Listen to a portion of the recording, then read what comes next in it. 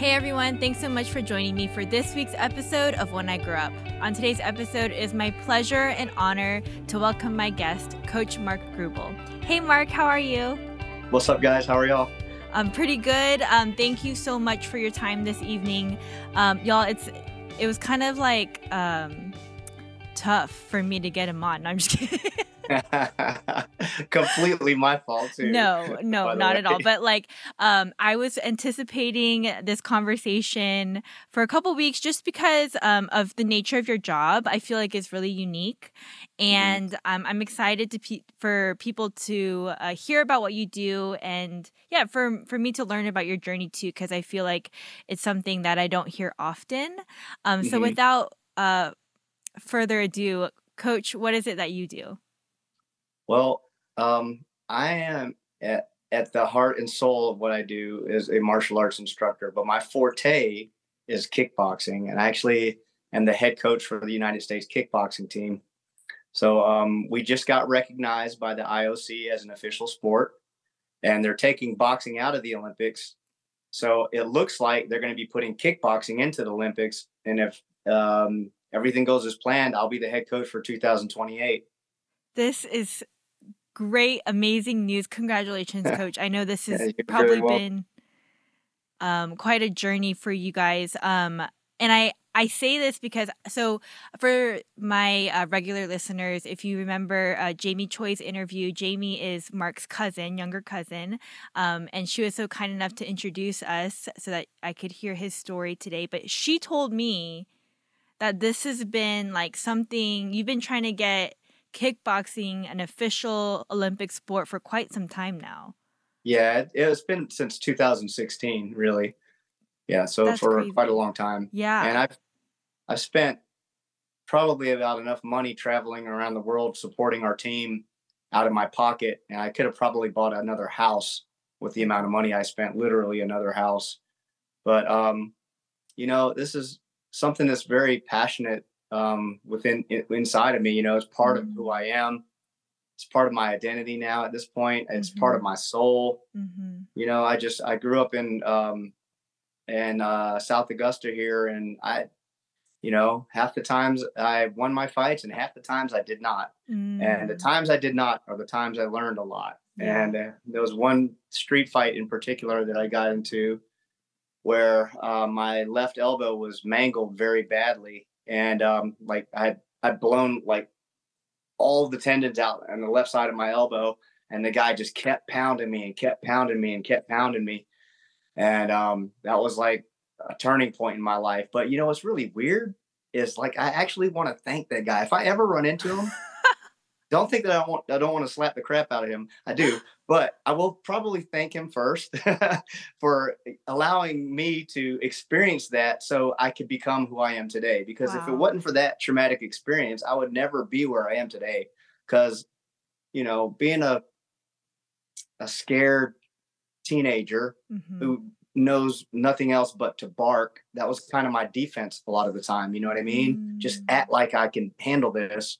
And not really knowing what to do. You know what I mean? It's like acting like you can swim and then somebody pushing you in the deep end of the pool. You better learn how to swim really quickly, Yeah. But anyways, so that experience made me a changed person. It made me want to not let anyone ever have to experience that I loved or cared for. You know what I mean? So I started taking my martial arts experiences to the next level. I try to really dive deep into the education and the practicing of martial arts. And I wanted to become as a 15-year-old, I wanted to become the most badass 15-year-old I could possibly be. Right. Yeah. But as I grew older, I really wanted to master these arts, and everywhere I bounced, wrestling, jiu-jitsu, karate, taekwondo, it always moved me back to boxing and kickboxing. Those seemed to be the ones that I were the best at. And, I've done some pretty cool things in my life. So I'm happy for where I'm at. Yeah. For sure. Okay. So I have a lot of questions. Sure. So that when you brought up the street fight, so that was just like a regular fight on the street, you're saying? It was a really stupid fight, actually. Uh-huh. This guy wanted to fight me because I was Chinese. And I said, Oh bro, I my. said, I'm not freaking Chinese. Yeah. Like, I'm like, this, and I cussed the guy out Uh-huh. on his bus because I was riding his bus home to go study with one of my friends That's that lived in crazy. his neighborhood. And he just started calling me chink and, Jap and whatever, Chinese or whatever, and kind of doing this stuff to me. Uh-huh. And I was like, you know what? I'm not going to take that. And so Yeah. I cussed him out in front of all of his friends and called him out, and he whipped my ass. Oh my gosh, that's so crazy. Okay. So, And so yeah. at this point in your life though, like have you ever fought anyone before? Yeah, I mean, growing up as a kid, like, I mean, we would just get beat up just because people wanted to beat us up, you That's know? insane. Yeah, I remember one time I got into a fight. I was probably 11. I mean, I was young. Yeah, I was 11 years old. I was riding my skateboard, and these 14-year-olds, I saw them like running on the street parallel to us, and they started hopping the fences, like getting closer and closer to us. And me and my friends were kind of freaking out a little bit. Yeah. So I had a couple of my friends with me and my little brother. We were little, like we were all 11 years old. I think my brother was, gosh, he was 7 years old. Mm. Yeah, and this one guy wanted to ride my skateboard, and I could tell this guy was not a skateboarder, and he did not want to ride my skateboard, and he just jacked me in my jaw as hard as he could and slung me on the ground and pounded me in the face. And the only one to help me was my 7-year-old brother, Oh my who, by the way, goodness. is now a 6-time world kickboxing champion. That's crazy. Oh my Yeah, gosh. yeah. So that beating wasn't the one that changed me though. That one kind of made me very fearful. You know what I mean? Like, Yeah. because I was like, man, my friends didn't even jump in. These were guys that Yeah. I grew up with that lived on the same street as me, and I couldn't eat. The guy hit me in my temples so many times I couldn't eat. And my mom made pork chops that night, and I was like, oh my god, I couldn't even eat my freaking dinner that night. My because every time I clenched my jaw, I Right. could feel it in my temple. It hurt so bad. And yeah, that was a really traumatic experience. And the guy wanted to fight me because I was Chinese. You know what I mean? I was like, bro, if you're going to be racist, at least be correct about it so you don't look That's so right. ignorant. That's right. You know what I mean? Yeah. Yeah. Okay, and then so these experiences led to you wanting to get into martial arts, or you had already been in martial arts at this point?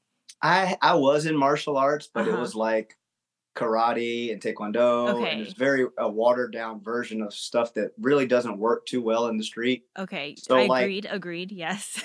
So that guy who hit me in my temples, I Uh-huh. kicked him one good time, but that's what you do in point fighting. You kick and you're like, bang, that's it. That's the end of Uh-huh. the, Uh-huh. now you got to start back over. Right. It's not like Right. that in a street fight. Right. Same thing with the other guy that I got into a fight with who came over to my friend's house where I wanted to study.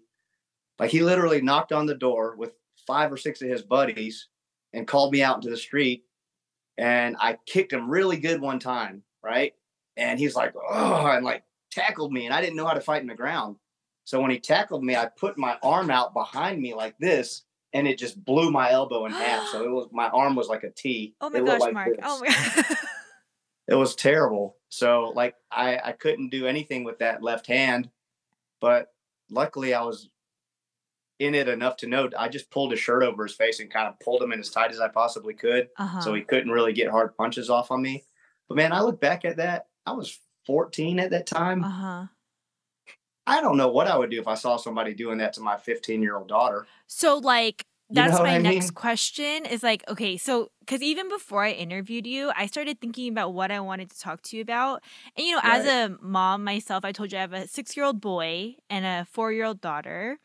Yeah. Um, you know, uh, and I also mentioned before the interview that I was in athletics and I was a coach as a figure skating coach. I think about Eli, my son, and the things that I put him in proactively, right? Like sports and Mhm. stuff like that. And I'm like, man, how does one become a professional like boxer or kickboxer? And Mhm. like I wonder, like is your mom's side Korean or your dad? My mom. Okay, so like even that came to mind, right? I'm like, I Yeah. wonder like his mom was like, yeah, do this or like, because I'm I'm telling you, I tell everyone, my mom gave me my right hand. I believe you. I For believe you. sure. For sure. So she was like, was she the one that was like, all right, enough is enough? Because like, I mean, to see you in such a crippled and, you know, a state where you're as a mom, you're helpless too. I'm like, what would I do if I saw my son, you know, in that situation? And we live in such a politically correct environment. Do you jump in? Right. You know what I mean? If you were actually witnessing it going on, what do you do? And then you have all these legalities involved. It's very, very touchy subject. You know what I mean? I mean, obviously, if you could jump in before anything too crazy happens, but if I don't know what I would do if I saw 3 or 4 kids stomping my daughter out. You know what I mean? I really don't know how I would react. You know, but I'm pretty sure I know how I would react. I don't know if it'd be the right thing to do, but you know, I would try to teach to, you know, or not try to in this particular instance, I would try to de-escalate without having to go into a fight. You know, that's the cool thing about learning how to fight is that when a situation does arise and you know that the guy really doesn't want to fight, he's just posturing, it's very easy to like brush it off. Sure. You know, it's like if a 5-year-old girl came up to me and said, "You don't know how to ride a bike, Mr. Greubel." I would go, "Okay." And I wouldn't lose any sleep over it. You know what I mean? Right. This is not going to bother me. I already know I can ride a bike. You know what I mean? Interesting. Yeah. Makes sense. I think all little boys and little girls should learn how to fight. I think they should all learn how to fight. Martial arts doesn't promote violence. It actually keeps violence in check. If you are a dangerous man, but are able to control it, that's a good man. Yeah. Okay. Yeah. If you're just docile and living in fear all the time and you're being nice to everyone because you have to, that doesn't make you a good man. That makes you a victim. Like you have to be a good person or you're going to get run over. You're doing that in hopes that you're not going to get run over. But if you're a dangerous person and you can control that and you choose to handle things without violence, that is a good person. Yeah. Does that make sense? It makes sense. Perfect sense. Yeah. Yeah. I mean, because bullies are the opposite. Bullies are dangerous people, but they choose to use violence to get their way. They choose to intimidate to get their way. Whereas most martial artists choose not to. Most good martial artists don't have anything to prove. Yeah. You know? Yeah. So, yeah, I think for confidence building too, like when I grew up as a kid, this is kind of my other life that I had when I was a kid. I played in a speed metal band and we toured all up and down the East Coast. Yeah. Oh my gosh, I actually heard about this, but keep going. Yeah, actually there's a really huge band from Atlanta called Mastodon. Mastodon opened for my band before they got huge. And Mastodon's like the mega big band. That's so awesome. Crazy. Yeah. But yeah, we played with Seven Dust before, some guys from Orange 9mm. Korn came and hung out with us at our house. It was wild. What? Yeah. Oh, sorry. What were you going to say? Oh, I'm sorry. I got sidetracked. That was my other life, you know, playing drums and stuff like that. And I don't even know where I was going now after I started reminiscing about it. No, it's okay. It's okay. But so how long did you do that for? Oh my God. I started playing drums when I was 11. Yeah. So I played, I mean, seriously, all the way until I was probably in my late 20s, early 30s. Yeah, early 30s. Wow. That's man. We might have to do a Mark Greubel part 2. But okay, so when did you like, yeah, how did the training begin for you then in your life after the street fights and stuff? So I started it was around the time that the Ultimate Fighting Championship just came out. Like UFC 1 came out, and there's this guy named Royce Gracie who was a jiu-jitsu specialist. And he was like the smallest guy in the tournament. And I was just mesmerized by how he was like taking people out. I was like, I have to learn that because I wasn't a big guy. I graduated high school as 115 pounds. I was tiny. Wow. Right. And, but I was 5'11". So I was a rail. Right. I mean, I was so skinny. And I had to learn it. Right. So I went and searched through all these different schools and I found one school that did something similar to it. And it was archaic compared to today's jiu-jitsu. Today's jiu-jitsu is just off the charts technical. Like back then it was like, we learned a couple of moves and thought we were excellent grapplers. Like, nah, not even close today. But it kind of gave me a base. And it's really weird because that system was like a close quarter defensive tactics type of martial arts called Bojuka. And it was more hand-to-hand technique that like police would use or criminal recovery guys would use. So I kind of went backwards because that's actually more advanced martial arts. But it gave me a really good base, and it really taught me how to not get hit, because in a street fight, you don't want to take punches on the chin. You don't want to get hit. So it taught me a lot about those type of scenarios and things. But what it lacked was the actual like physical, like punching and full power getting punched. And I was missing that. So I started kickboxing and boxing. And then once I started kickboxing and boxing, I dove into wrestling a little bit and just like dabbled. Like I'm not like some type of expert grappler or anything like that. But, you know, I studied jujitsu a little bit too, but I always gravitated back towards boxing and kickboxing. Those are just my favorite, you know?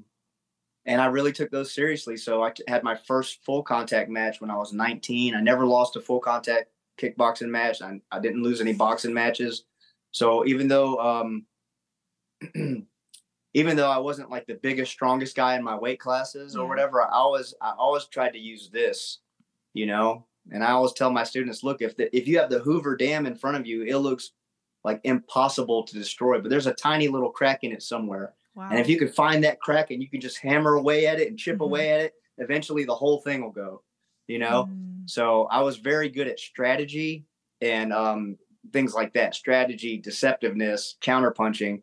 And that just built on my game. And I had to use things that were not going to require size and power, because I wasn't a big, powerful fighter. So I had to maximize every ounce of body weight I had. I had to maximize my timing, my distance. And luckily I was a drummer, so I had excellent timing. Right. It made me a very good counterpuncher and counter kicker. So I've heard this before. My husband, he grew up as a soccer player, but my mother-in-law recently was telling me like I should teach my son drum lessons first, because that's what she did with my husband, and he's a drummer, but also I guess rhythm is very important. What's that? Your husband's a drummer? His first instrument is drums, but he leads worship at church, but his very first instrument that he's learned, he's very strong in drums. But so I guess you guys have that in common, but he's not a kickboxer or a boxer. But yeah, I heard that before. Like rhythm is very important in I guess every sport you do like that. Oh, interesting. So this is so fascinating for me, because I'm like, okay, for people that don't know, and maybe it's obvious, but like, can you tell me the difference between boxing and kickboxing? Oh, that's easy. So boxing is, you know, just any punches that they're coming getting thrown at you.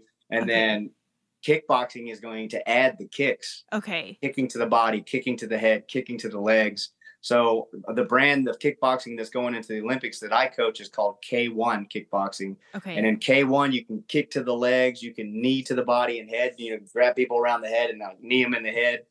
And it's a pretty game sport. It's rough, you know? Yeah, it sounds rough.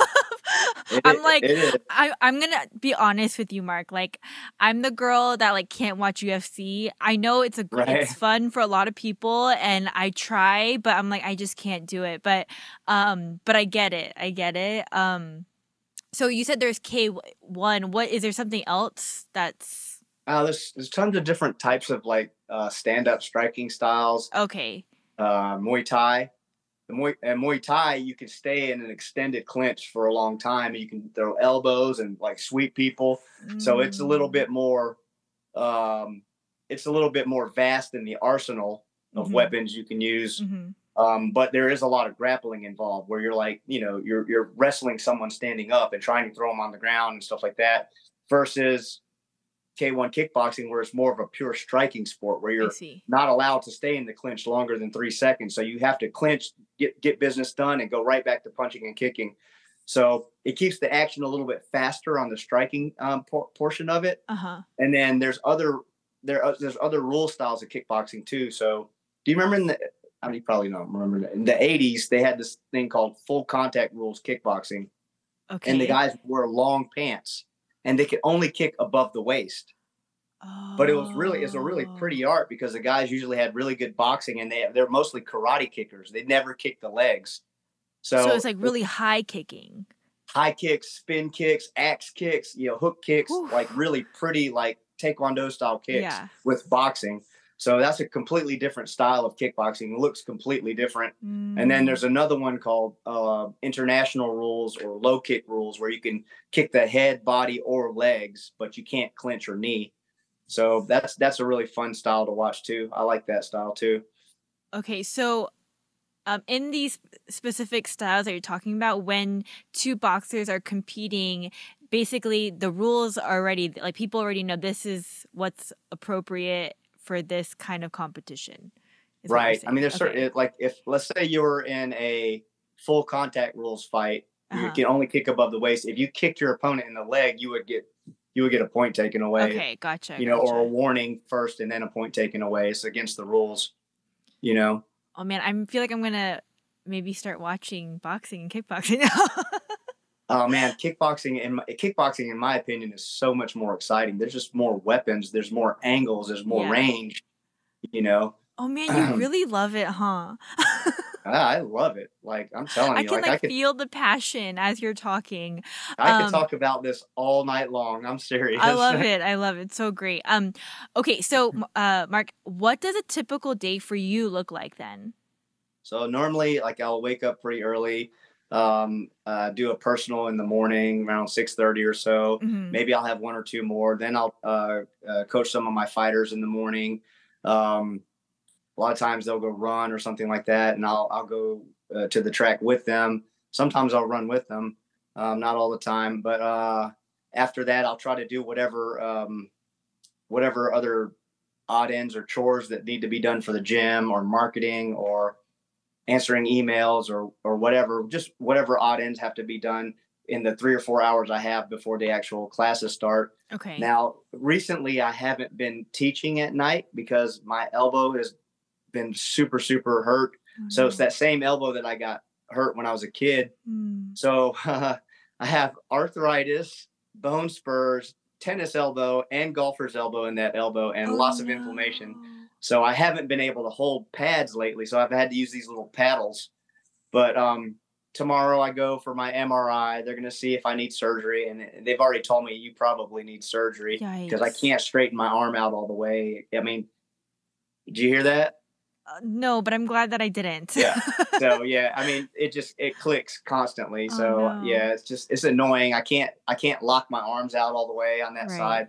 But anyways, I can't really complain because that was like when I was 14 years old. I'm 45, about to be 46 this year.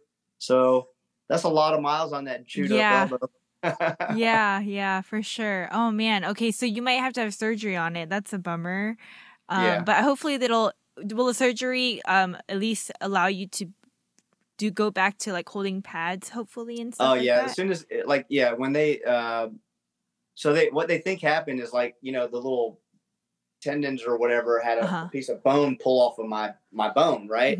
So now that is wedged into my joint, so that's why I can't straighten my arm out all the way. So they want to scope that out or whatever, scoop that out, and I guess tighten or fix whatever tendon damage is in there.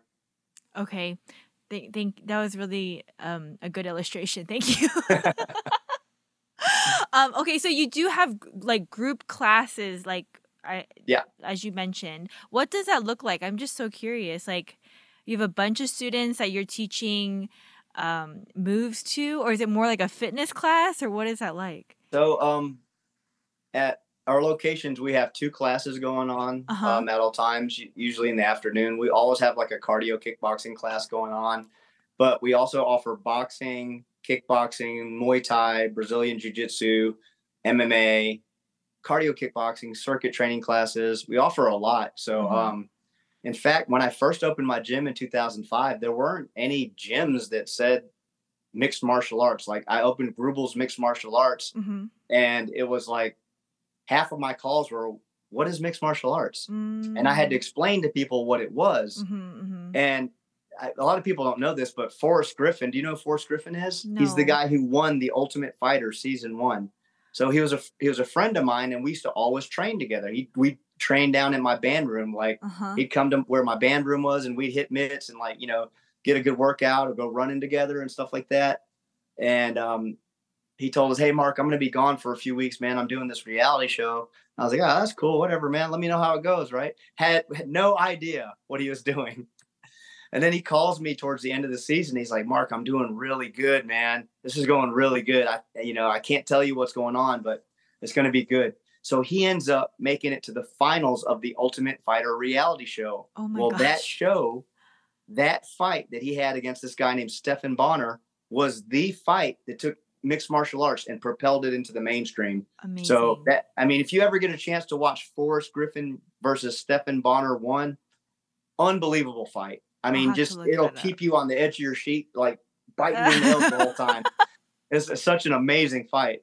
There's 25 minutes of these guys pounding the crap out of each other. And I don't even know how they did it. Like Forrest is an amazing athlete. He's a heavyweight and used to run circles around me and my brother. It was really impressive, like how much endurance and stamina this guy had. Yeah. It was scary. So, like, when you watch these fights, Mark, are you describe it as like they're pounding each other, but for you as a coach, like, do you genuinely see the art and the technique behind it? Yeah, again, like striking is my forte, so Yes. I'm more in tune to the striking portion of all those fights. But I can definitely appreciate like the grappling, knowing, the base of the grappling that I do know. It's very impressive to watch those guys be able to maneuver. Sometimes when you see them squirming on the ground and you don't really know what it is, like before I started taking grappling seriously or whatever, I didn't understand it. So I just always wanted to see the guys punch and kick. But once I started understanding wrestling and jiu-jitsu a little bit more and practicing it, then I could really appreciate how unbelievably skilled these guys were on the ground. Yeah. Yeah. And just made it so much more fun to watch. Yeah. Man. Yeah. Okay, so how does one become the Team USA coach of boxing and kickboxing? Oh, so crazy. I know you hold a lot of titles, so I'm assuming that means you definitely have the clout in your realm. But like, yeah, how do you build a career like that over time? It's funny, like I wasn't on the US staff when I became coach. They had already picked a guy in the 147-pound weight class to represent USA in Croatia in the World Championships. This kid I trained for 10 months knocked him out. So they were like, "Okay, well, we're definitely not taking the other guy because your guy knocked him out." Wow. So then everyone was kind of like, "I don't know, the kid's only been training 10 months. Let's see how he does." He ended up winning a silver medal. He beat a Russian with 70 fights. My guy had 3 fights. He knocked out the Bosnian champion and then fought another Russian with 50 fights, and everybody thought he won. But the judges gave it to the Russian guy. So he ended up winning Fighter of the Year for America, but came home with a silver medal, which was unheard of for less than a year of training. It's absolutely unheard of. That's insane. Yeah. Mm-hmm. And so that led you to be asked to do that. Got my foot in the door. Okay. And then once they saw that I could reproduce those results every year, they're like, "Man, this guy can really coach too." Yeah. So I stayed on as like an assistant coach for 5 or 6 years. And then eventually I got moved up to the head coach position. And there's another head coach named Chris Sashan out of Minnesota. And he's an amazing coach too. It's funny because me and Chris, we both have our own teams, and we'd always kind of move up to the brackets. And at the end, in the finals, we're like, "What's up, brother?" Right. We already know that we're fighting each other's team. Yeah. And we've our teammates have met each other in the ring so many times now. But that's the mark of a good coach. When you go to these national tournaments, there's like 5 or 6 teams usually, where a lot of them end up in the finals. And when they can reproduce that year after year after year, you can tell that someone really knows what they're doing. Every once in a while you get, a school that does it once or twice. And for them, that's a huge thing. Yeah. But like, we're disappointed if we come home with 1 or 2 medals. We want like the whole team to slay. You know what I mean? Yeah, absolutely. Absolutely. Man. Okay. So like, I don't know. I'm like, what makes a good kickboxing boxing coach in your opinion? Like, okay, so like, the premise of this That's podcast. another good question. Yeah, like the premise of this podcast is like, I originally started it with the desire to expose young people to like different options of careers, right? Like I really wanted them to be passionate about what they do, similar to what you're talking about right now. Like I can feel how passionate you are, but let's take myself for example, right? Like my career as an athlete started very early in my childhood. It's not something I like necessarily wanted to do in the sense of like my parents put me on the ice and I just did it and I found that I was good at it, but then I stopped doing it. And then honestly, there was a crossroads for me in high school where it was like, okay, I injured myself pretty badly. So at that point I was like, okay, am I going to keep going or am I going to go to college and do something else? But I say all this to say it's like, honestly, my parents in particular, it was either the Olympics or like nothing, right? So it was like coaching wasn't an option, but I wish they had told me sooner. Do you know what I'm saying? Yeah. Like I wish like they could be like, hey, you know what? Like you did all these things and you were good at it, but you don't have to go this road. You can do this. Yeah. And then later in life, when I decided to be a coach, I loved it. Like the investment that I was able to make and see the fruit of my investment was the biggest blessing I could ever ask for. Yeah, bingo. Yeah, exactly. And so like I feel like you get it, but I'm like, yeah, what for you as a coach, like, someone listening to this and is like, hey, maybe I'm at a crossroads. I never thought of coaching as an option. But Mark coaches, and not only is he one of the best in the nation in his field, like he loves it. You know what I mean? Like, and I'm curious to like what kind of thoughts come to mind. What would you tell a young person that desires maybe a different path in the discipline that they're in? So let me first start by saying what would not make a good coach. Okay. Someone who just wants to coach for like the title. They're going to be more self-absorbed and not really care in the long run where their students go. And those types of coaches usually burn out pretty quick, right? Yeah. The whole reason I opened my gym is because I hated bullies with a passion. And I wanted to make sure that everyone that walked through my door, like in my mind, I was like, I can make them a black belt.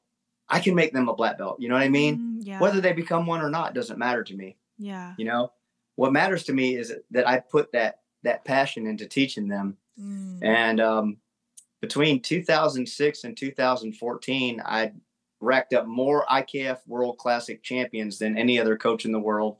And then after that, I stopped going to the IKF and joined WACO, which is the World Association of Kickboxing organization, which, by the way, they just got recognized by the IOC as the only official sanctioning body for the sport of kickboxing. That's crazy. And then I happen to be the head coach for USA for WACO.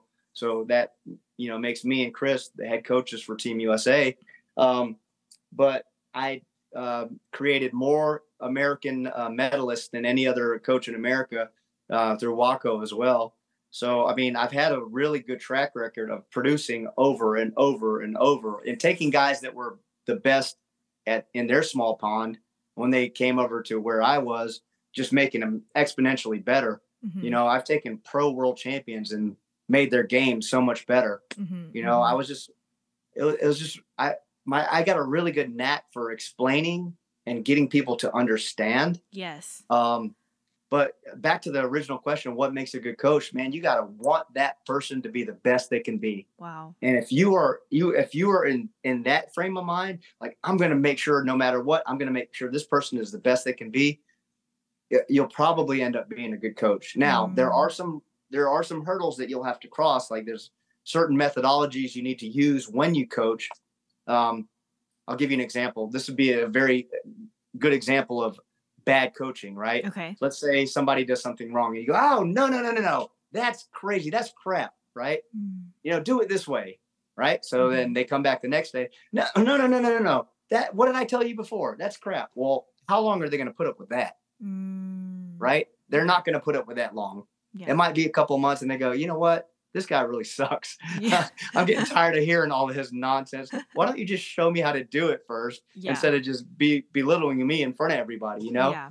So how would you handle that differently? Maybe like, hey, Mike, man, I really love the way you're throwing that straight right hand right down the pipe. But when you're doing it, you're dropping your left hand. You know, make sure you keep that left hand up, throw the right hand down the pipe, and then bring it right back. There you go. Perfect. Mm-hmm. So I said the same thing to this guy, but he didn't feel like a jerk. Mm-hmm.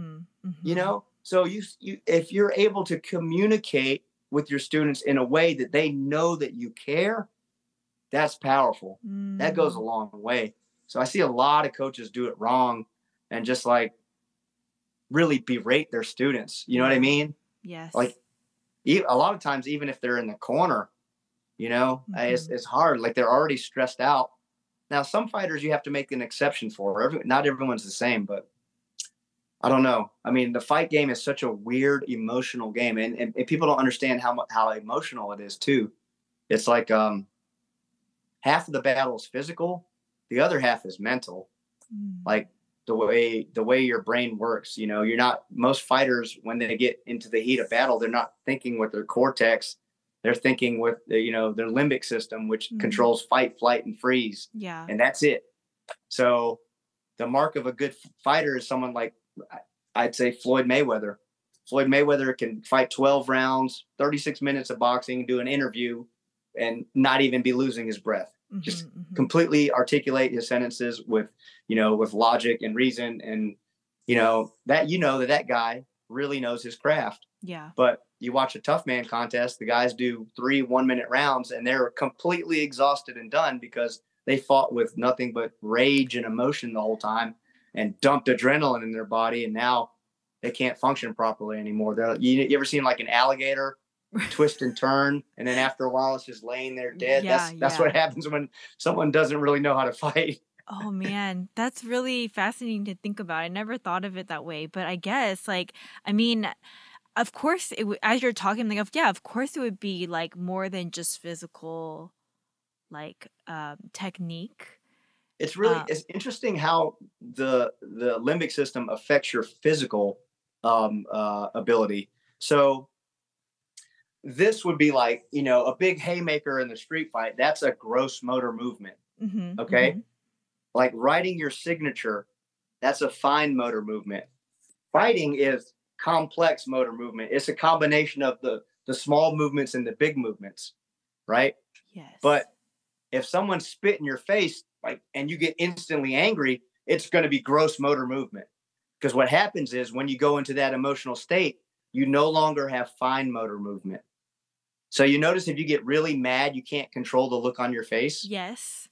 Yep. That is because you're now in your limbic response. Your limbic response does not allow you to be relaxed and to be able to make logical thoughts or anything like that. That's why your husband will never buy you a car after you test drive it.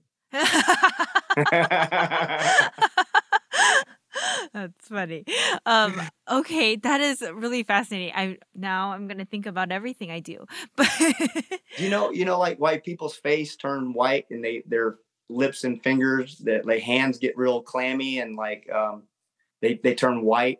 Right, and they have a physical reaction to what's happening. Yeah, because what happens is when that adrenaline dump happens, it closes off the blood vessels in your fingers and your toes and your lips and your face, and it pushes all the blood to your bigger muscle groups. That's crazy. And that's a survival instinct, right? But you get that huge flood of power for 30 seconds or a minute, and then that's it. But fighters, what they do, they stay away from that limbic response, and they're able to think and make split-second reactions in the heat of battle. How do they do that? Just a lot of training? Lots of training, repetition. Like I used to watch boxing and go, how do they move their head out of the way of those punches? That looks ridiculous. How do they do that? Yeah. You know what I mean? Yeah. And it's just understanding the body mechanics and what options they have. Like if somebody throws a right hand, right? They have the left hook, the left uppercut, a hook to the body. They have these certain jab maybe. So they're limited to those options if they're coming back with a punch. Because I know what their options are, I could kind of foresee what they're going to try to do. And if I look at their body mechanics and they're not too fast, I can pick up on what punch they're going to throw. And let's say I throw my right hand and they're coming for a hook. I can pull this back really quickly and block myself. Does that make sense? Or I throw my right hand, duck up under it. I don't know. It's just fascinating. But when you first start training, there's no way you're going to be able to do that. Right. So this is why kids need to train.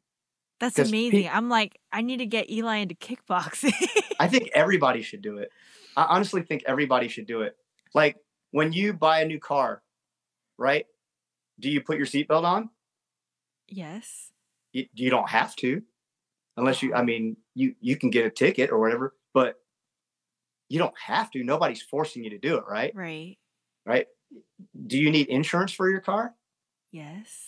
Yeah, but if you don't put your seatbelt on and you don't put your insurance on it because you know there's a very good possibility that one day you'll get into an accident, whose fault is it? Mine. It's your own. So if you're in a part of the city that's a rough part of the city and you never learn to fight and you get your ass kicked in a fair fight, whose fault is it? Oh, is it mine? It's partly your fault. Oh man. What the outcome is partly responsible by you. Now that doesn't mean that the other person wasn't a jerk and the other person didn't start it, right? Right. But the likelihood of you losing that fight, the likelihood of you losing that fight is much greater. So if you, now, if I was to get in a street fight with another 45-year-old male who never trained, that guy has no chance. Right. Absolutely zero chance. No, zero chance. Are you kidding me? Zero. Like, it is unfair. Interesting.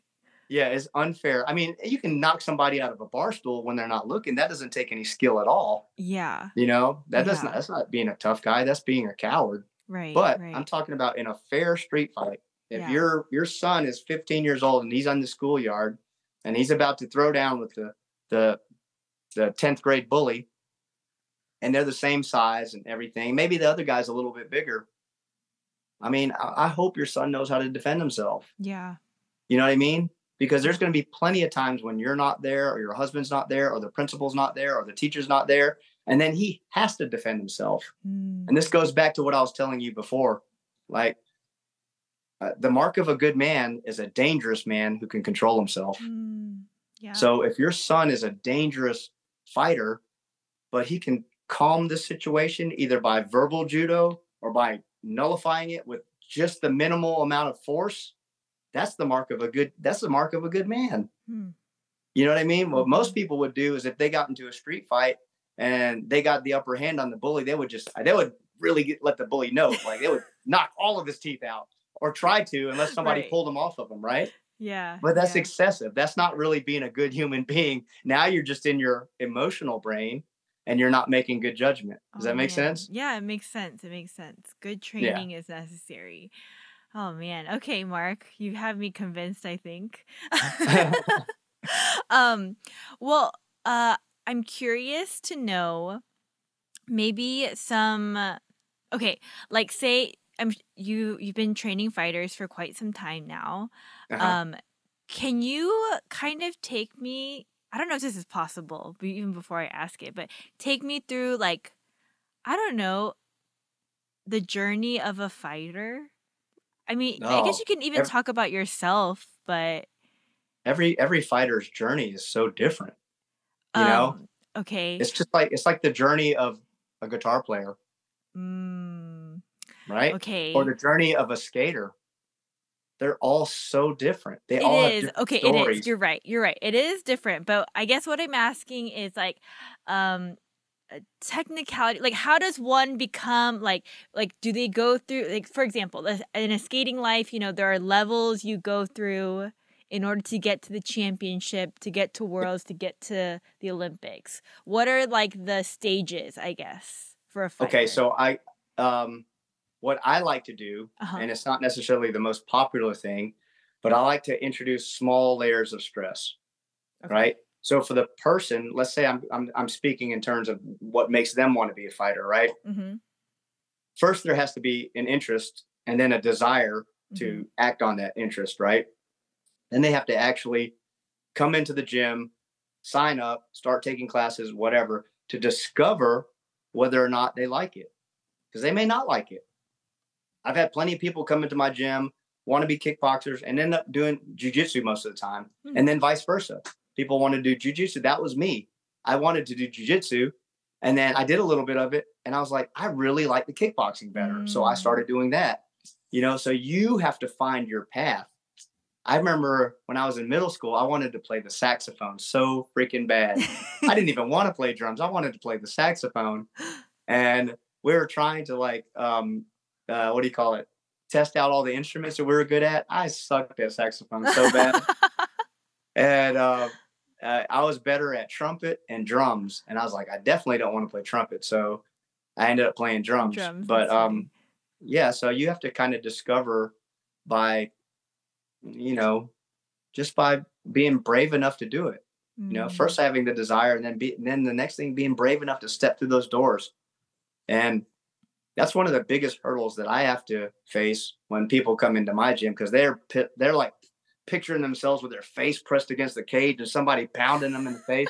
But that's not at all what happens. Like 97% of the people at my gym don't even fight at all. They just want to learn how to defend themselves, and they want to look good and be physically fit. That's it.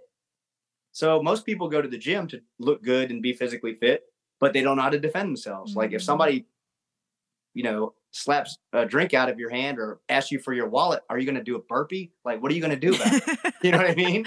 Like, so you have to, with martial arts is really great, because not only are you getting physically fit, you're actually learning how to defend yourself. And the more important thing is to protect your family. Like for every guy out there, man, you should definitely learn how to fight. Yeah. Not because you want to beat people up, because you want to protect the people you love. It's good. I mean, I would feel terrible. I ran across a situation where another man was running up on my child or my girl or something like that, and I couldn't defend them, and then whose fault is that? I didn't buy my insurance. I didn't put on my seatbelt. It's my fault. Yeah, so no, I get it. At least if I did the training and put in the time because I cared enough about other people, then I could be able to defend myself. And most of the time, when you display the confidence, when somebody tries to punk you out and they know you ain't going nowhere, a lot of times you don't even have to do anything. Yeah. They can just tell, well, this guy's different. Right. Yeah. I remember I was in line with my children, and there was all these older teenagers, I guess they're about to graduate high school or whatever. And they were in front of us, and they're just being teenagers, whatever. But we were in line for like an hour to ride this ride at the fair. And then 5 more guys came in, and they all cut us. And I was like, what is going on here? And I was like, okay, Mark, don't say anything. Like, they're just a bunch of kids. And before you knew it, there's 25 kids in front of me. And I was like, hey, what the hell is going on? Do you guys see this line behind us? Yeah. You're not cutting me. Yeah. You know what I mean? Yeah. I don't know where you're going to get in line, but you're not getting in front of me. Right. You know what I mean? Yeah. And they were like, what the hell is wrong with this guy? Like, we're sorry, sir. Just come up here. But like, they could have stomped my guts out if there are 25 teenagers my size or bigger. Like, and I'm not a big guy right now. I'm an average sized guy. So it's like, and I didn't have any of my Team USA stuff on. I just like an old Chinese guy. So yeah, but my kids knew that if the stuff ever hit the fan, that their daddy's going to be there for them. Of course, yeah. That's a good feeling for them. I want them to feel safe around me. Of course. I want them to know that I have their back. Yeah, absolutely. And luckily, I read that situation correctly. And because we were close enough to security, they heard me yelling, and they heard what I was yelling about. So they walked over there too. So I assessed the situation properly. Right. You know what I mean? And I don't recommend just going out and yelling at people, but I did raise my voice loud enough that everyone around me could hear it. You know what I mean? Yeah, absolutely. But if I had never trained before, I wouldn't have had the courage to do that. I get it. Yeah, that makes If I would have never trained martial arts, I would have never had the courage to go to college, because I thought being a metal drummer, like playing drums my whole life, I'm just a dumb metalhead. I didn't think I was smart enough. I ended up being on the dean's list, graduating with honors, and like I was like, man, and you know what did is like, man, if I can get kicked in the freaking head, homework is not too bad. You know? That's amazing. Yeah. Yeah. Okay, so I'm gonna bring it back just a little bit, but Okay. you were saying like, so after you assess and someone themselves assess their interest and desire in learning to fight, like at what point do you train someone to like, keep going towards, the next level of fighting? I don't push competition on people generally. Okay. But if they have a really good knack for it, and I can see, man, this person could be an exceptional fighter, I would just suggest it to them. And then from there, it's up to them. And if I did my job correctly, and I've trained them, and by the time that I asked them to be a fighter, they realize they're capable of doing things that they never thought they could before. Now they go, hey, I trust this guy. He's the head coach of the U.S. kickboxing team. If he says I can do it, I can do it. Yeah. Yeah. So, okay, so something that came to mind just now when you were saying that was, okay, I used to get nervous for competitions, right? Yep. So I can't imagine having to fight somebody. Oh, not just having to fight, training for 2 or 3 months, knowing that you're going to fight someone equally as skilled. Right. That's terrifying. Okay, so it is terrifying. Yeah. It's not like I got this kind of situation. It's like, do people like get really nervous? Yeah. And then like, why do they do it though? Like, why do you do it? Like, why do you enter the ring knowing this information? For me, getting my ass kicked and mangled in street fights, I had to know. I needed to know, like, can I really do this? Do I have what it takes? Am I man enough to get in there and put my butt on the line and come out the victor? And the answer was yes. Yeah. And what about other people? What do you think? The answer is whatever they tell themselves. Oh, man. So if they tell themselves, man, I can never do that, they're right. But they want to, like the people that get in there, right? They have to have action. Oh, they have to have, if they have desire, everybody has the desire to be a champion. Right. Nobody wants to do what it takes to become one. That's what separates champions from people who are fans. That's true. Okay, you're not wrong. It's still so crazy to me. Yeah. But at the same time, like I feel like, again, it's not, to someone that's just an onlooker, it could just look like fighting. But I also know that it is a sport, an actual sport with real training, and there is an art to it. And you know what would terrify me? What's that? Putting on a pair of ice skates. Yeah. There's no way I would do that and spin around and twirl around and jump in the air. To me, that's crazy. That's so funny. You're right. Okay. I admit that so maybe it's the same. I don't know. Classical conditioning, you know what I mean?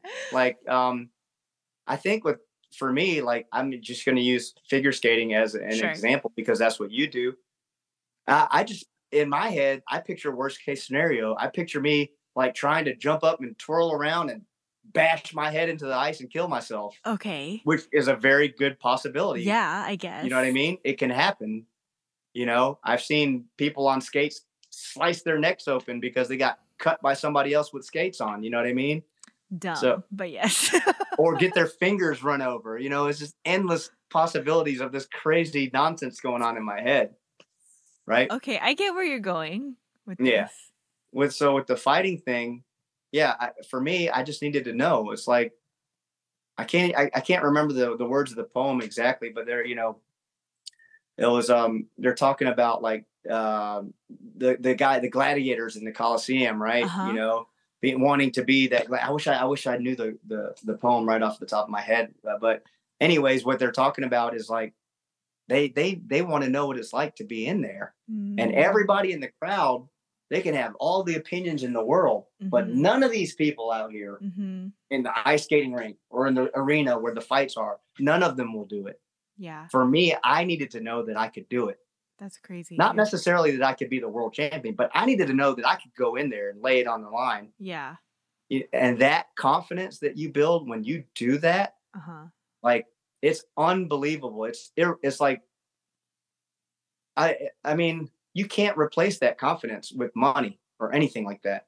You know, you could, all the black belts that I've created at my gym, I've asked each and every one of them, if I could give you $1 million right now, but you'd have to give me back your black belt and all the skills you learned and all the relationships you gained and all the knowledge you gained over the years, would you do it? And they were like, no, there's no way I would do it. That's crazy. It's that powerful. Yeah. You know, that's awesome. It is that powerful. Awesome. And that resilience has helped me in life a lot, you know? Yeah, for sure.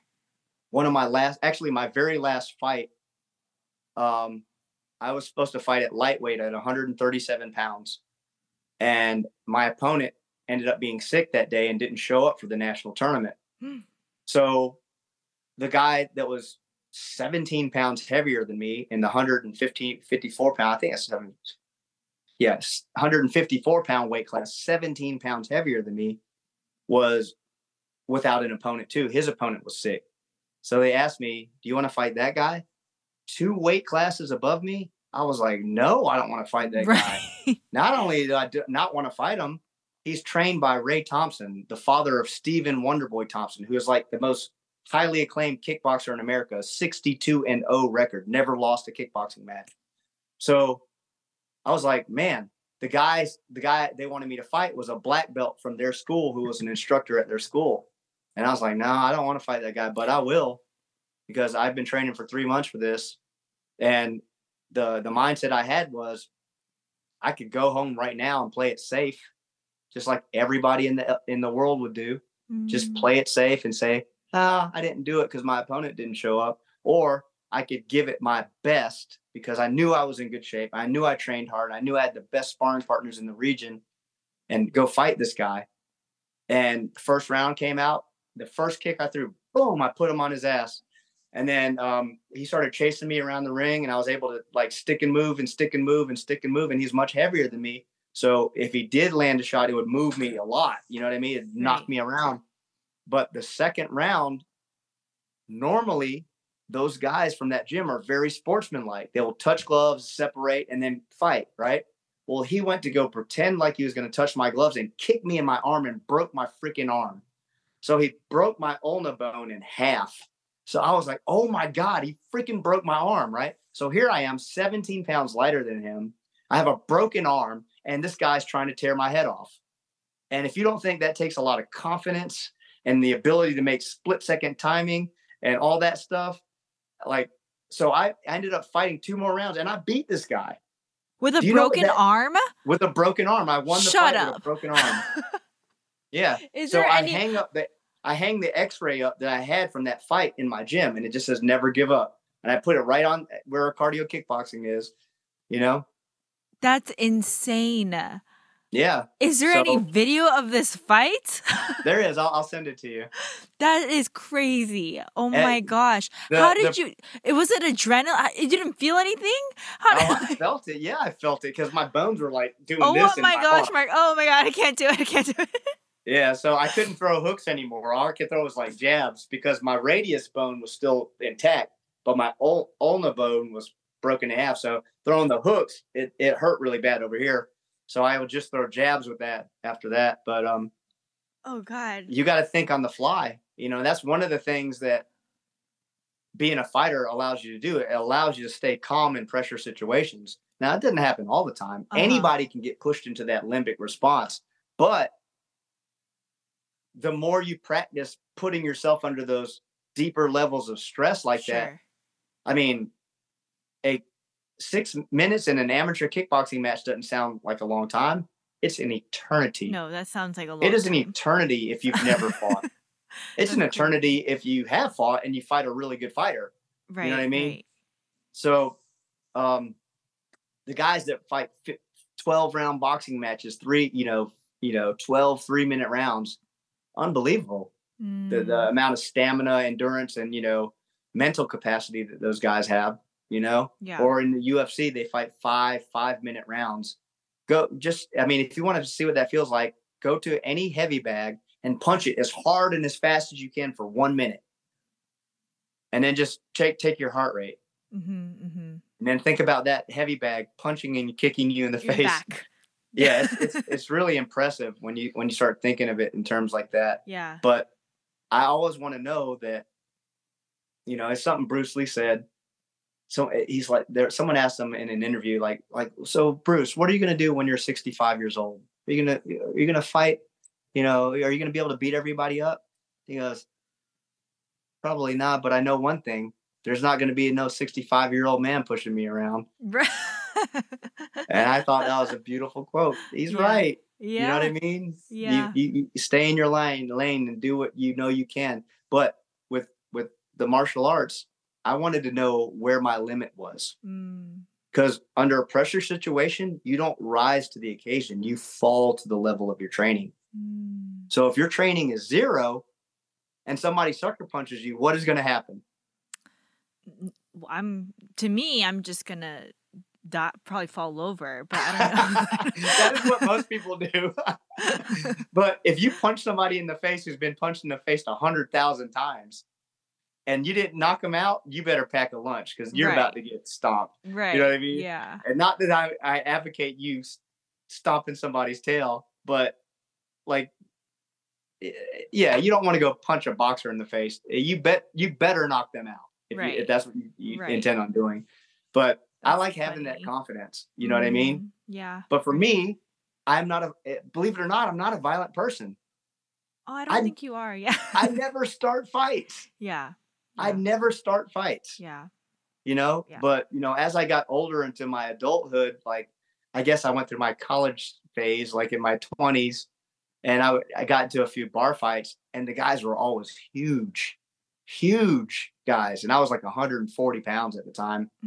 But with all the martial arts training, it was like done, and like people would be dancing and just be dumbfounded, like, what in the world just happened? Right. Yeah. I can't even imagine. That's so, it's not funny, but kind of funny. Oh man. That was, I'll tell you a funny story. It was Masters Week here in Augusta.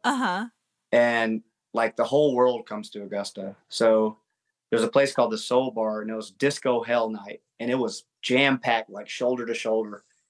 And I was with my first ex-wife, and she was my girlfriend at the time, and we were dancing.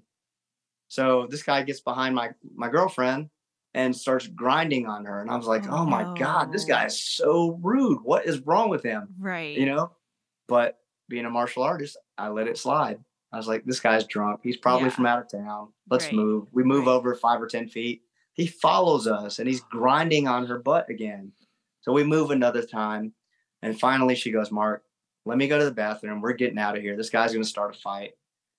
I said, all right, let's go. And for me, it was easy for me to swallow my pride because I knew this guy was drunk.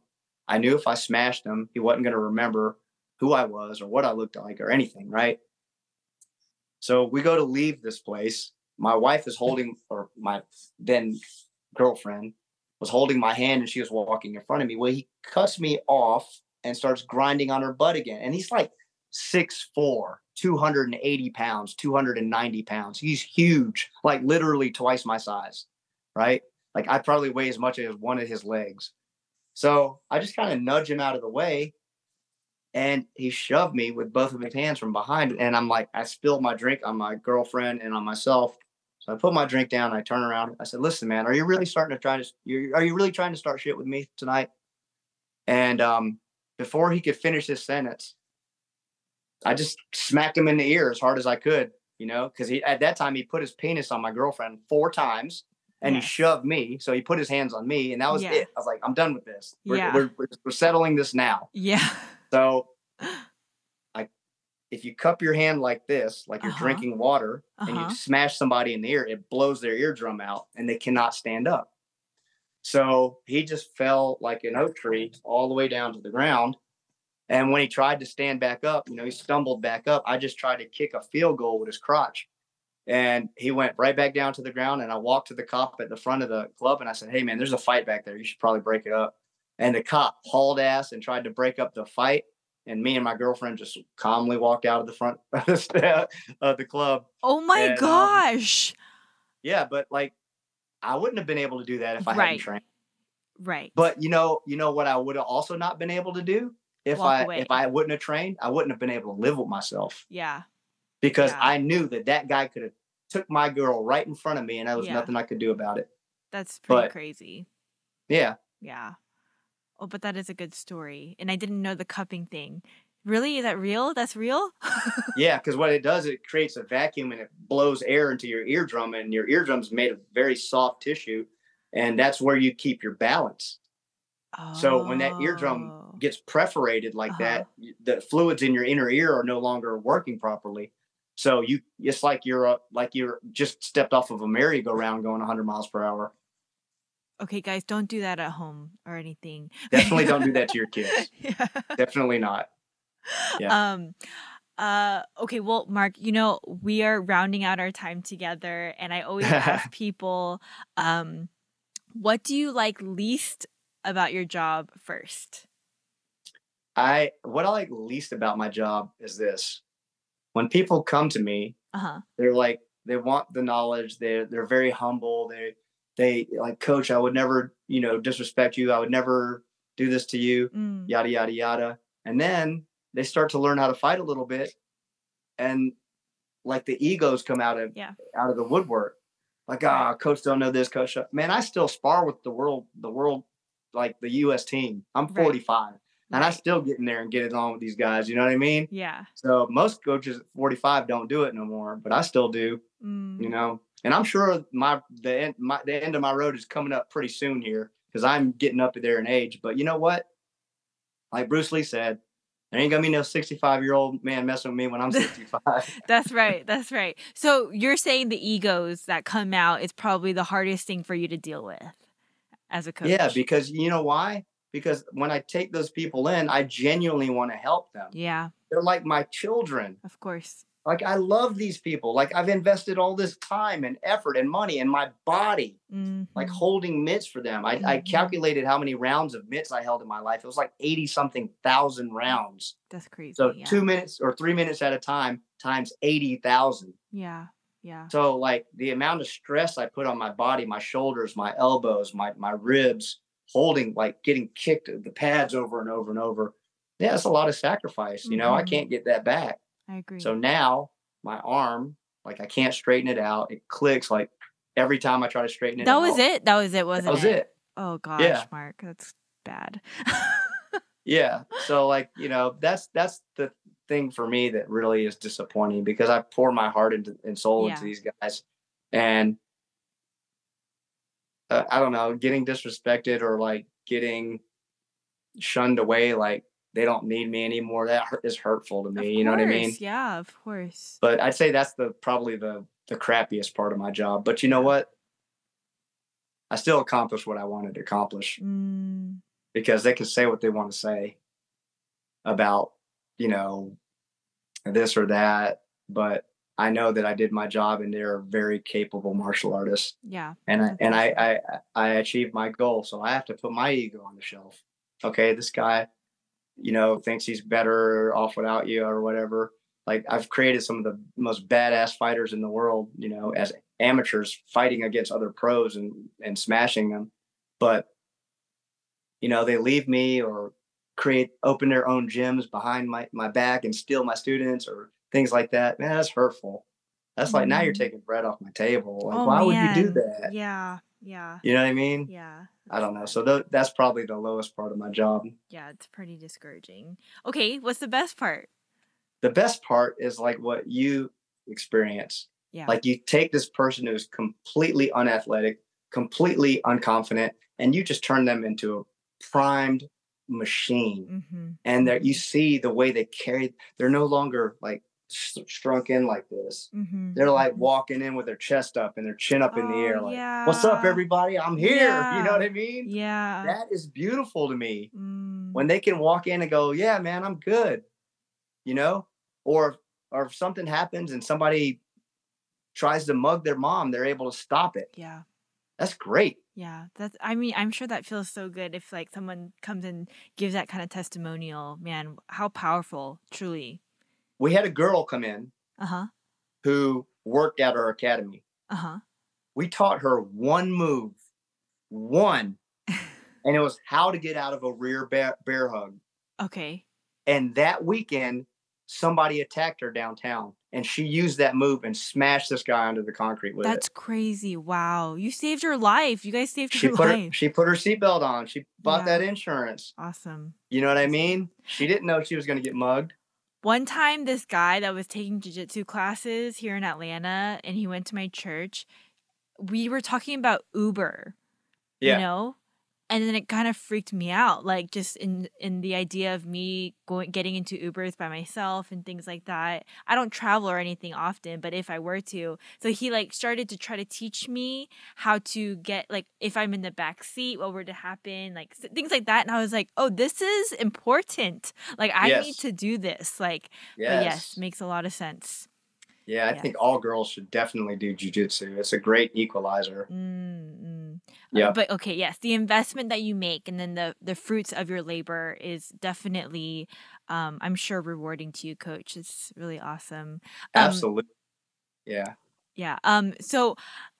Okay, actually, just real quick, I know I said that we're rounding out our hour, but I am curious. So, did you train in Augusta? I did. Yeah. So, like, some of the best coaches you're saying of MMA fighting are in Augusta, So our Georgia? MMA coach, our coach right now who teaches jujitsu Uh-huh. and Muay Thai. Have you ever heard of Anderson Silva, like the MMA So the fighter? name sounds familiar, but I don't want to claim that I know him, like So who that Anderson is. Silva is like one of the most world famous mixed martial artists. Like he's like one of the greatest of all time, right? Okay, I He believe you. reigned in the Yes. light heavyweight division in the UFC for 10 years or something like Uh-huh. that. Uh-huh. So, which is unheard of in MMA. But the guy who coached him is our jiu-jitsu and Muay Thai coach in Augusta. It's a guy named Sergio Cunha. Me and him met at a kickboxing tournament. We became friends. I was looking for a jiu-jitsu instructor. He said, "Mark, I'm a black belt in jiu-jitsu. I'll come help you out." I said, "Really? Man, that'd be great." So he moved up to Augusta. He's from the original Shoot Box Academy in Brazil. And yeah, so I don't know. Whenever there's a void in your life, the Lord and the universe just kind of fill that with what you need. Yeah. You But I know? mean, I guess like in my head, I'm like, wow, this is so crazy that like in Augusta, Georgia, where I just know there to be, well, the Choi's live there, and then and then and then like, you know, the Masters are in Augusta. But Yeah. now I'm like, wow, so like some of the top fighters in the nation come from Augusta, Georgia. Is that what you're saying Yeah. right now? Yeah, we had one girl that was on the Ultimate Fighter reality show, a girl named Helen Peralta. She was a female bare knuckle world champion. She's a hoot, man. She's such a great personality, fantastic fighter. And she started when she was like 30 or Uh-huh. something like that. So now she's 33 or 34 and she's making a run for it. Like she's a really fantastic, fun fighter to watch. That's crazy. Mm-hmm. That's pretty awesome. Okay, well, now this is my final question, so that we can, because honestly, I believe you. We could probably talk about fighting all night. um, do you have any advice? I feel like you've given a ton of advice, and one of the major ones that I've taken from tonight is, oh, I need to learn to put on my seatbelt and get my insurance. Right, because But you never know. yes. You never. Yes, but do you have any advice for somebody that maybe, whether it maybe not necessarily like MMA coaching, but like maybe is listening is like, oh, maybe coaching might be something I'm interested in, or any just life advice at all? Um. Yeah. The pain of defeat is much less than the pain of regret. Hmm. I like that. So if fighting or coaching or becoming a world-class swimmer or whatever it may be is what you want to do, don't be 75 years old or 85 years old and look back and say, man, what if I just really gave it my best shot? Go out there and do it. Give it your best shot. You know what I mean? The worst that can happen is the people in the stands are going to make fun of you. Who cares? Yeah. None of their opinions count. They're all drunk anyways. They're not going to remember who you are the next day. You know what I mean? Those people's opinions don't matter. The people's opinion that matter are your opinion and your family, maybe, and even your family's secondary. But you have to sleep with yourself every night. You have to look in the mirror. And when you can look in the mirror and say, you know what? I really gave it my all. Then you can be content with whatever the outcome is. And you can have gratitude that, like, getting into like kickboxing matches, you see so much respect. Like, let's say a guy just pounds the other guy. I'm walking around with a broken nose and a cut over my face or whatever. And then at the end of the match, you'll see the guys bow to each other to give each other a big hug. Yo, man, thank you for that fight. Thank you for that experience. And you see that a lot in Muay Thai and in kickboxing, because that person is giving you a new experience, a new opportunity to better yourself, you know? And so often in life, you know, we're so enamored with the thought that conflict or struggle is always bad. It's not always bad. Sometimes it's good. Sometimes it's necessary, you know? But again, the pain of defeat is way less than the pain of regret. Yeah. Don't ever go through life regretting not shooting your shot and trying to go for your dream, you know? Because if I was scared, I would have never opened my gym. I took my grandfather's inheritance and opened my gym, and I just gambled. I rolled the dice, and I had to roll it right on the right number, right? I had to get the right number, and I could have lost everything. But you know what? I look back now, I made a lot of mistakes. I wasted a lot of money, but I don't regret it. Yeah.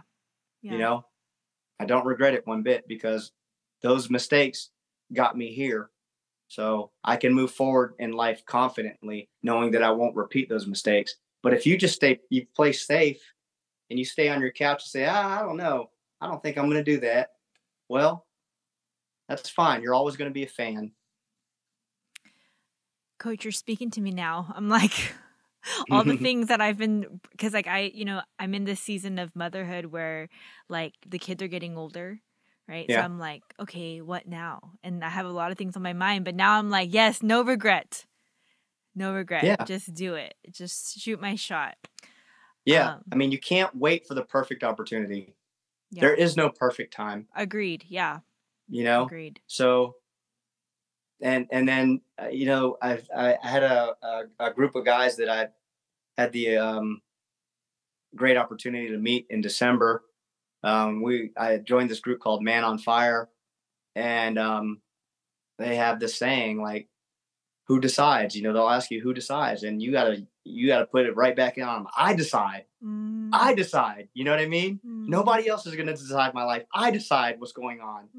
What's going on in your life? You know, so and so, or Mark, or Jack, or Susie. You know, oh yeah. Well, who's gonna change that? Yeah. Well, who decides about that? I decide about that. This is my life. I decide about my life. So I could decide to sit on the couch and be regretful for the rest of my life, or I could shoot my shot and at least I won't regret it. Yeah. You know what I mean? I could look confidently in the mirror and say, you know what? I'm proud of myself, because that took a lot of balls. Yeah. Man, Mark, thank you so much for sharing your wisdom with me tonight. I really appreciate it. I have learned so much. And now after this interview, you know what I'm going to do, right? I'm going to be on YouTube, Googling a bunch of stuff about kickboxing and boxing. Coach, again, congratulations in 2028. It's Paris, right? No, it's LA. Is LA? Yeah. What am I thinking of right now? Something is in Paris. Anyways, I don't know, but it's not the Olympics. Okay, it's in LA. Oh my gosh. Okay, Yeah, you so know I'll what? be My the parents live host in for LA. USA.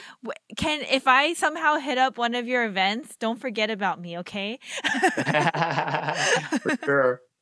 um Coach, if I always put my guests on the spot, sorry, but like if there's anybody that maybe has questions about what we talked about today, would you be okay Mhm. with me connecting you with them? Yeah, absolutely. Awesome. Yep. Awesome. Hey guys, if you have any questions about our episode or our chat today, please feel free to reach out to me. You can DM me on social media or you can email me at podcastwigu@gmail.com and I'll be happy to get you connected. If anyone's in our area that was watching this podcast, if they want to join my gym, they can go to gmma.ninja. gmma.ninja. I'll definitely put that Yeah. on social media as well. Coach, thanks again, man. I really appreciate it. Thank you. I just want to say again, good luck in 2028. I cannot wait to I really want to try to keep up with what's going on in that world somehow. I don't know how, but I'll do my best. We'll keep in touch for sure. Absolutely. Until next time, guys. Bye. Thanks, Coach. All right. Thank you. See you guys.